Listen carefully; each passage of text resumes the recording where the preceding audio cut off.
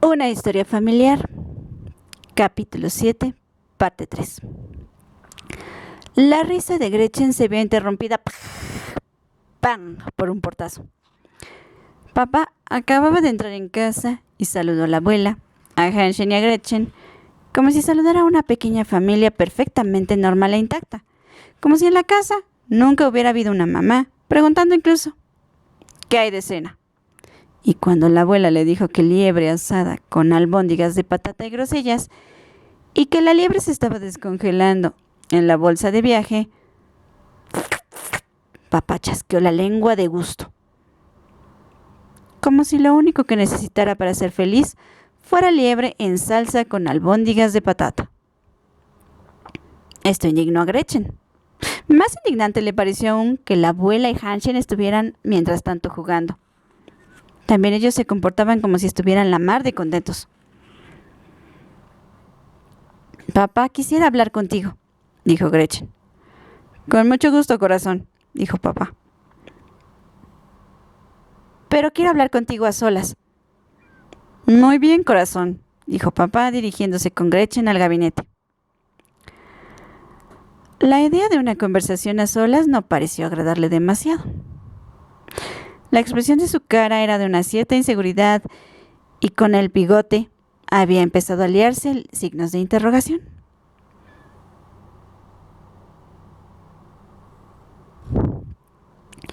Gretchen se sentó sobre una de las sillas afelpadas y papá se sentó frente a ella. Gretchen dijo, esas malditas paperas las tuvimos ya todos en el parvulario. Y las paperas no se tienen dos veces. Yo estaba simplemente cansada y Hansen había desayunado unos arenques viejísimos. Papá se encendió un cigarrillo. ¿Cómo iba yo a saberlo?, dijo. Esa tonta del colegio fue quien lo dijo. ¿Pero cómo es posible que no supieras que ya hemos tenido las paperas?, preguntó Gretchen. Papá transformó el signo de interrogación del bigote en un signo de admiración, diciendo un poco enfadado. Vale, nunca me acuerdo de nada. Yo no sé diferenciar una enfermedad infantil de otra. Gretchen se tiró de los dedos, haciéndolos crujir. La cuestión es que no estamos enfermos ninguno de los dos, papá. Y mamá no se ha despreocupado de nosotros. Y tú, sin embargo, le cargas el mochuelo. Es ella quien se ha marchado, dijo papá. Sí, pero porque tú te has portado mal con ella, exclamó Gretchen. No te metas en algo de lo que no tienes ni idea, exclamó papá, poniéndose muy rojo. Pero a Gretchen no le pareció que estuviera furioso. Decidió ignorar simplemente una objeción tan tonta y dijo, esta tarde viene mamá porque quiere hablar conmigo. Por favor, sé razonable y dile tú también que se quede. Ella es quien se ha marchado, no yo. Gretchen se rascó la barriga. No importa, dile simplemente que ya no estás en contra de que vaya a casa del magistrado y que estás de acuerdo con que vuelva a ir a clase y que la encontrarás muy guapa cuando se quede delgada. Y no le digas mamá, sino Elizabeth. Gretchen carraspeó. Y manda a la abuela ahora mismo a Sweat otra vez, por favor. Si está aquí la abuela cuando llegue mamá, no podrás hablar también con ella. Papá sacudió la cabeza. ¿Qué cosas dices?, respondió. En eso se nota que aún eres una niña. No pienso en absoluto mandar a casa a la abuela sin más ni más. Papá apagó el cigarro contra el cenicero y se encendió otro. ¿Y qué si tu madre no quiere volver a casa? ¿Qué hago yo? Hago venir otra vez mañana a la abuela, ¿no? Papá se levantó y empezó a dar paseos por la habitación. No, corazón, de ninguna manera, dijo. Es tu madre la que me ha dejado. Yo no pienso ponerme de rodillas. Que haga lo que le dé la gana. Pero una cosa te digo, tendrá que devolverme también a Maddie. Seguro que tengo la ley de mi parte, sí. Para ella, todas esas cosas son más importantes que su familia. Gretchen miró a papá en sus idas y venidas y pensó, ¿pero qué está diciendo? ¿Está chiflado? No hace más que tergiversar todo. ¿Por qué lo hace? Yo dejé muy claro desde el principio, exclamó papá agitando una mano y parado delante mismo de la cara de Gretchen, que quería fundar una verdadera familia y que no quería que mi mujer trabajara. Lo dejamos bien claro y ella estuvo de acuerdo. Papá continuó con sus paseos. Dios sabe cómo me he estado matando durante los últimos 15 años para conseguir un trabajo bien pagado con el que poder alimentar debidamente a mi familia. Papá se detuvo nuevamente ante Gretchen. ¿O acaso les ha faltado algo? ¿O lo ha pasado mal? Gretchen denegó con la cabeza y dijo: Pero papá, de ese acuerdo ya hace un montón de tiempo. Entonces las cosas eran distintas. Mamá pensaría entonces que no quería trabajar, pero ahora sí quiere. Papá trató de replicar, pero Gretchen no lo dejó. Y además, no se trata de eso, papá. Tener una profesión no es ninguna cosa mala, ni tampoco es nada que vaya contra ti. ¿Por qué haces como si mamá quisiera con ello hacer algo contra ti? Y además, tú siempre me estás diciendo que cuando termine el colegio, tengo que aprender una profesión como es debido. ¿Por qué yo sí y mamá no? Dime. Papá se quedó mirando a Gretchen, sorprendido, y con una expresión no muy amable. Luego tiró hacia abajo de las puntas del bigote y dijo heladamente: No encuentro absolutamente ninguna razón para discutir contigo mis problemas conyugales. Gretchen se levantó y salió del gabinete. La puerta se cerró a sus espaldas con un ¡pam! Gran portazo. A la hora de la cena, Gretchen casi no probó bocado, dejando a la abuela muy preocupada. El comer y el beber, dijo esta, mantienen unidos el cuerpo y el alma. Faltó poco para que la abuela se abalanzara sobre Gretchen con el método de ¿una cucharadita por papá? Gretchen observaba un tanto irritada, escarbando con desgana en el asado de liebre a sus parientes, ocupados en dar buena cuenta de la comida. Y al ver cómo la abuela le hacía un gesto compasivo a papá, diciéndole con la boca llena de salsa: El comer consuela. Y como papá asentía con la cabeza. Se untaba un trozo de albóndiga con grosellas y decía suspirando, sin dejar de masticar: ¿Qué va a hacer uno si no?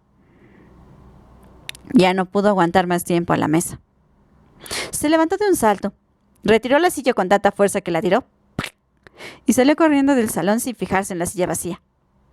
Cuando ya estaba en el vestíbulo, escuchó la voz de la abuela: Hanschen, levanta la silla. Y luego: La pobre niña está muy nerviosa, y desde que la vi por última vez no es ni la sombra de sí misma.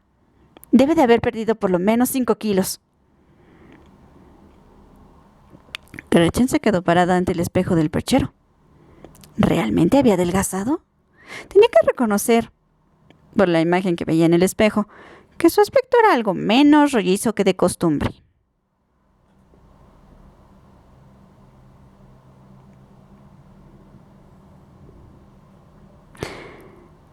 Enseguida lo veremos, murmuró en dirección a su imagen reflejada. Sacó los viejos vaqueros de Hanschen, los que llevaba cuando fue a casa de Florian Kalb a ayudarlo con los deberes de matemáticas. Del armario del vestíbulo se quitó el vestido y se puso los pantalones que, tan solo una semana atrás, le habían formado el Michelin en torno a la pretina. Tiró de ellos caderas arriba, sin hacer grandes esfuerzos, y pudo cerrar la cremallera sin meter el estómago hacia adentro. Y el Michelin de la pretina tampoco era ya tan gordo. Gretchen, fascinada ante tal descubrimiento, se quedó largo rato delante del espejo, contemplando admirada su notoria pérdida de peso. No apartándose de este hasta que la abuela atravesó el vestíbulo, camino de la cocina, con una bandeja llena de vajilla sucia. Se puso un jersey sobre el pecho desnudo y se fue al cuarto de los niños. Preparó las cosas de clase para el día siguiente y las guardó en la cartera. Al hacerlo, se acordó de Florian Kalb y entonces se preguntó cuál era ahora su situación con él y la de él con ella. Gretchen reflexionó un momento, no más largo que 3 puntas de lápiz, y sin que le latiera el corazón sobre el asunto, llegando a la conclusión de que uno empieza a tener una idea más clara de los asuntos amorosos cuando la propia familia está a punto de romperse. Más tarde, cuando ya se veía oscurecer tras la ventana, apareció Hanschen con el propósito de llevarse a Gretchen al salón a jugar a las cartas.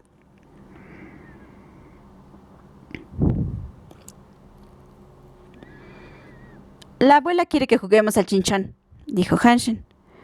Pero Gretchen lo hizo salir de la habitación con la advertencia de que no tenía ganas de jugar y que la familia restante podía jugar una partida de 3. Sacó del escritorio un buen montón de historias, ya leídas, de la alta nobleza, y se tragó todos los finales felices. Esto es, fue pasando las hojas, folletín tras folletín, hasta llegar a la página 62, leyendo únicamente las 2 últimas y venturosas páginas. Pero aquella tarde, evidentemente, Gretchen no estaba de humor para historias de príncipes. Aquella acumulación de situaciones felices, de estremecidas baronesas y de promesas de amor eterno, hechas entre suspiros, la dejaban más fría que una salchicha en aceite y vinagre. Toda su atención se centraba en un ruido que esperaba escuchar en el vestíbulo. El de la llave en la cerradura, el de la puerta al cerrarse. Lo que Gretchen esperaba era la llegada de mamá. Acababa de llegar al penúltimo final feliz cuando oyó el ruido esperado. Lanzó por los aires el orgulloso corazón de Reichenberg y corrió hacia el vestíbulo, llegando junto a mamá antes de que ésta hubiera cerrado del todo la puerta del piso. Lo que más le habría gustado hubiera sido echarse al cuello de mamá, pero le pareció que este era un gesto demasiado dramático, por lo que simplemente dijo: «Ha llegado la abuela». Mamá se quitó el abrigo, lo colgó en el perchero y dijo: «Me lo había imaginado. Se va una chacha y hace venir a otra». Mamá se puso a escuchar las voces que salían del salón, bajas y apagadas. «¡-10! ¡Y qué rabia! Estaba a punto de hacer chinchón». Luego miró hacia la cocina. Vio a través de la puerta lo limpia y brillante que estaba y preguntó: «¿Ha limpiado papá toda la porquería?». Gretchen denegó con la cabeza. He sido yo», dijo. Mamá y Gretchen hablaban en voz muy baja. A Gretchen esto le pareció un poco ridículo, pero comprendió que era inevitable. «Mira, Gretchen», dijo mamá dirigiéndose a la cocina y sentándose junto a la mesa. «Tienes que creerme si te digo que yo no hago todo esto porque me haya vuelto loca o histérica o lo que sea». Gretchen siguió a mamá a la cocina, asintiendo con la cabeza. «Oh, papá entra en razón», dijo mamá. «Tal vez siga en sus 13. Pero mientras yo me dedique a hacer chapuzas y a seguirle la corriente, no tendrá ningún motivo para volverse razonable». Gretchen volvió a sentir. «¿Puedes comprenderlo de alguna forma, Gretchen?», preguntó mamá. «¿O estás enfadada conmigo? Tan enfadada como Hanshin». Gretchen dio a entender con un movimiento de cabeza que ella no tenía absolutamente nada que ver con la actitud de Hanshin. «Estoy viviendo en casa de María Luis», prosiguió mamá. «Ella tiene sitio suficiente. Y con el dinero del magistrado podré salir adelante en un primer momento. Si quiero, puedo trabajar también más horas a la semana». Mamá sonrió un poquitín. «Él paga simplemente por tener en casa a una persona agradable. Y que además no esté ya con un pie en la tumba».